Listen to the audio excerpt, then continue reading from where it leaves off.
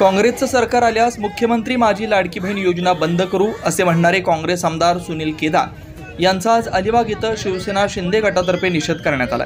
Alibag ST stand समोर महावीर चौकात शिवसेना महिला आघाडीच्या वतीने जिल्हाप्रमुख राजा केने आणि महिला आघाडी जिल्हाप्रमुख संजीवनी नाईक यांच्या नेतृत्वात हे आंदोलन करण्यात आले। यावेळी आमदार केदार यांच्या विरोधात घोषणाबाजी करण्यात आली। आमदार सुनील केदार यांच्या निषेधाचे फलक आंदोलकांनी हातात घेतले होते।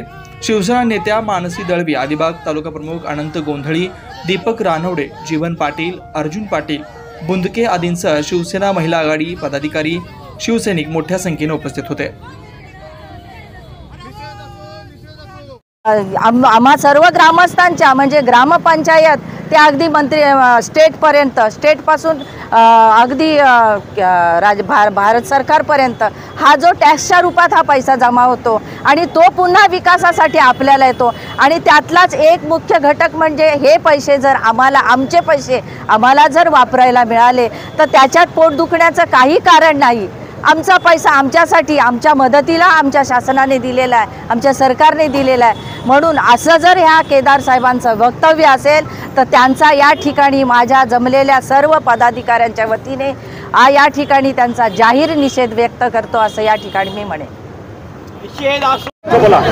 पण आमचा भाऊ जर आम्हाला 1,500 रुपये देतोय तर यांच्या पोटात का दुखतोय? यांच्या खिशातले पैसे नाही आहेत, सरकारच्या खिशातले पैसे आहेत। आम्हाला आमच्या नवऱ्यांकडे हात पसावा लागत नाही। आमचा त्यांना बघतो आम्ही समाधानी आहोत। आम्ही एवढ्या मला खुश आहोत का भरपूर आमच्या भावानी एवढे मंत्री होऊन गेले पण आम्हाला कोणी बहिणी म्हणून विचारलं नव्हतं। पण आमचे सरकार आले, शिंदे सरकार आले तर आम्हाला बहिणी म्हणून पहिल्यांदा ते स्वीकारले आणि आम्हाला 1,500 रुपये महिन्याला द्यायला ते ठरवलेलं आहे। मग ह्यांच्या पोटात का दुखतोय? ह्यांच्या खिशातले पैसे जात नाही।